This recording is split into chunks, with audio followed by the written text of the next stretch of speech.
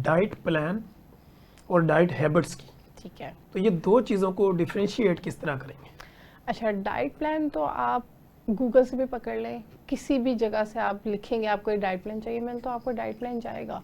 लेकिन अगर आप डाइटरी हैबिट्स की बात करें तो वो आपको कहते हैं माइंड टू हार्ड गेम है, कि अगर आप नहीं अपना दिमाग उस तरफ ला सकते कि आपने अपनी डाइटरी हैबिट्स चेंज करनी है, तो कोई ज़बरदस्ती आपकी डाइटरी हैबिट्स नहीं चेंज कर सकता।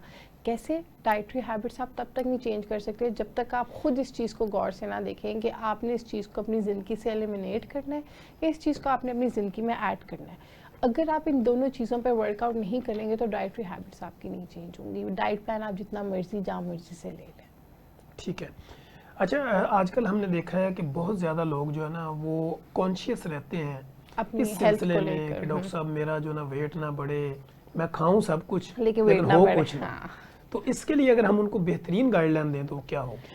अच्छा, हमें मैनेज और बैलेंस डाइट लेकर चलनी चाहिए। अगर तो आपको कोई कॉमॉर्बिडिटी नहीं है, अगर आपको ब्लड प्रेशर, आपको शुगर या आपको हाई कोलेस्ट्रॉल लेवल्स हैं, तो उसकी चीज़ें तो और हैं, उसमें तो आपको बहुत चीज़ें एलिमिनेट करनी पड़ेंगी, साथ मेडिकेशंस को भी लेकर चलना पड़ेगा। लेकिन अगर आपको अल्लाह का शुक्र है कोई बीमारी नहीं है, तो आप किस चीज़ से मैनेज कर सकते हैं? आप हर चीज़ को पोर्शन साइज में लेकर आए। ठीक। खाना, बीइंग अ न्यूट्रिशनिस्ट, लोग ये समझते हैं कि डाइटिंग का मतलब आप सब कुछ छोड़ दो, लेकिन डाइटिंग का मतलब ये नहीं है आप सब कुछ छोड़ो। डाइटिंग का मतलब ये है कि आप सब कुछ खाओ, बट एक एक उसकी पोर्शन साइज पे आपको उसकी कैलोरीज इनटेक, आपको उसके ग्लाइसेमिक लोड, ग्लाइसेमिक इंडेक्स का पता हो, आप उन चीज़ों को उस हिसाब से कंज्यूम करो। ठीक हो गया। तो आज के दौर की अगर हम बात करें, जैसे कि मैंगो का सीज़न होता है, तो वो लोग जो अपनी वेट रिडक्शन जर्नी पे होते हैं, क्या वो मैंगो ले सकते हैं? अगर ले सकते हैं तो कितने पोर्शन में ले सकते अच्छा, अगर आप ले सकते हैं ना, तो आप हाफ मैंगो पर डे ले सकते हैं, बिकॉज मैंगो का ग्लाइसेमिक इंडेक्स और ग्लाइसेमिक लोड बहुत ज़्यादा होता है। अगर मैं ग्लाइसेमिक इंडेक्स और ग्लाइसेमिक लोड को एक नॉर्मल लोगों को समझाऊं कि ये क्या होता है, तो ग्लाइसेमिक इंडेक्स होता है कि एक खुराक हमारी बॉडी में जाकर हमारे शुगर लेवल को कितना बढ़ाती है। ठीक है, अगर एक फूड का ग्लाइसेमिक इंडेक्स ज़्यादा होगा तो आपकी बॉडी में जाकर वो एक कार्बोहाइड्रेट स्पाइक क्रिएट करेगा। ठीक है, इसलिए हमें उसको देखते हुए लो जीआई वाले फ्रूट्स लेने चाहिए। अगर आ person is following into the category of diabetes या हाइपरटेंसिव, तो हमें उस हिसाब से मैनेज करना चाहिए। बाकी अगर हम पाकिस्तानी आवाम को देखें तो यहाँ पे तो अगर मैं मैंगो मना करूँगी तो वो एक लेंगे, अगर मैं एक दूंगी तो वो दो लेंगे, इसलिए मैं मना ही कर देती हूँ कि एक तो वो फिर भी लेंगे ही लेंगे, मैं मना भी कर दूँ तो कोई फ़ायदा नहीं है।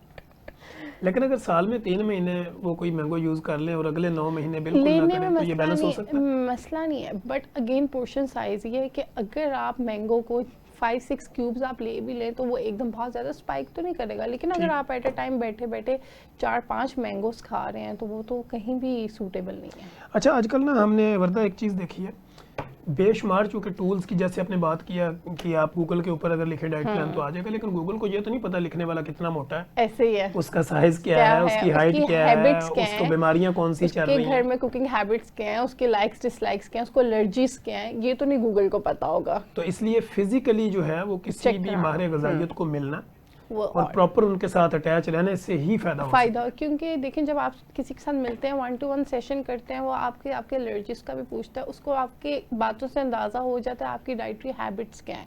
कुछ आपकी एडिक्शन होती है कि कुछ लोग कहते हैं हम ये नहीं छोड़ सकते, बाकी हमसे जो मर्जी चीज़ें छुड़वा लें। ठीक है, फिर आपके कुछ घर के पैटर्न्स चल रहे होते हैं, फिर हमारे यहाँ पे जिस तरह हमारे यहाँ पे रिलीजन डिफरेंसेस हैं, कुछ रिलीजन नॉर्म्स आ जाते हैं। अगर हम क्रिश्चियन कम्युनिटी को देखें, पाकिस्तान कम्युनिटी, ये मुस्लिम्स कम्युनिटी को देखेंगे तो दोनों की ईटिंग हैबिट्स डिफरेंट होते हैं। अगर हम दोनों को देखें तो आपके रिलीजियस नॉर्म्स को भी हमें देखना पड़ता है। तो इसलिए आप गूगल पे सर्च लाजमी कर सकते हैं, but it is never authentic according to you. ठीक है। अच्छा, इसमें हम अगर ये देखें कि which type of diet plan most suitable for type 2 diabetes, अगर हम शुगर की बात करें, टाइप 2 डायबिटीज़ जिसमें इंसुलिन ज़्यादा बन रही होती है, तो हमने उसको डाउन करना डाउन होता है, करना तो होता इसके है। लिए कौन सा एक अच्छा डाइट प्लान होगा? अच्छा, अगर हम डाइट प्लान देखें तो हम इसमें लेग्यूम्स, ओट्स, बार्ले, ये वाली चीज़ें कंज्यूम कर सकते हैं। ठीक है, हमारे यहाँ पे बहुत ज़्यादा फोर्टिफाइड फ्लोर्स मिलते हैं। हमारे घरों में अब आटा वो वाला यूज़ नहीं होता, चक्की का आटा, या पहले होता था कि बार्ले, ओट्स, इनको मिलाकर एक मल्टीग्रेन आटा बनाया जाता था। लेकिन अब जो मल्टीग्रेन आटा भी मार्केट में है वो भी फोर्टिफाइड है, वो भी ये नहीं अगर आप कहेंगे बिल्कुल ऑथेंटिक है, तो ऐसा नहीं है। और इवन कि जो नॉर्मल आटा है वो ज़्यादा वाइट फ्लोर है और उसके अंदर होल व्हीट नाम की तो कोई चीज़ ही नहीं है। आप लें लाजमी, लेकिन go for a whole wheat wheat things, ठीक है। उसके अलावा आप खाने में सब्जियां सारी खाएं, कोई मसला नहीं है उसमें। आप उसके अलावा चिकन लें, कोई मसला नहीं है। आप लेग्यूम्स इनको अपनी उसमें डाइट में ज़्यादा इंकॉर्पोरेट करें, जिसमें दालें आ जाती हैं, आपके चिकपीस आ जाते हैं, आप उनको लें, यानी प्रोटीन का आप कह रहे प्रोटीन्स हैं। लें, ठीक है। अच्छा, दूसरी प्लांट चीज़ सोर्स हमने प्रोटीन्स जो होती जी, हैं। जैसे आप ग्लाइसेमिक इंडेक्स की बात कर रहे हैं, तो ऐसे हम देखें, अगर हम नेचर को समझे ना, कुदरत को, तो जहाँ पे प्रोटीन होगी वहाँ फैट भी होगी, ऐसे ही है। क्योंकि हर चीज़ जो है ना, जैसे हम फाइबर की बात बात करते करते हैं। तो जो भी आपने अगर कार्ब, नेचुरल कार्ब देखें तो ऊपर फाइबर की लेयर होती है, लेयर यानी होती हर है, फ्रूट ऐसे ही जो है हर वो फ्रूट के उसके अंदर ऊपर आता होता है। ठीक है। तो अगर फ्रूट टाइप 2 डायबिटीज वाला खाना चाहे तो वो कौन कौन से ऐसे फ्रूट हैं जो बिल्कुल नहीं खा सकता, और कौन से ऐसे हैं जिनको इजीली ले सकता है? अच्छा, एप्पल ले सकता है, कोई ठीक है। मसला नहीं है, ठीक है। उसके अलावा अमरूद ले सकता है, कोई मसला नहीं है। उसके अलावा पीच ले सकता है, कोई मसला नहीं है। मैंगो मॉडरेशन है, ये ठीक बिल्कुल है। क्विट नहीं। वाटरमेलन का भी ग्लाइसेमिक इंडेक्स ज़्यादा होता है, वो भी नहीं ले सकते, ठीक है। ना ले सकने का ये मतलब नहीं कि ले ही नहीं सकते, इट्स ऑल अबाउट कि आप उसकी मॉडरेशन को किस तरह कंट्रोल करते हैं। ठीक है। बेरीज आप सारी ले सकते हैं, स्ट्रॉबेरीज ले सकते हैं, ब्लूबेरीज ले सकते हैं, सबका ग्लाइसेमिक इंडेक्स कम होता है, ठीक है। इसके अलावा जो आजकल खुबानी आई हुई है, आप वो ले सकते हैं, उसका भी कोई मसला नहीं है।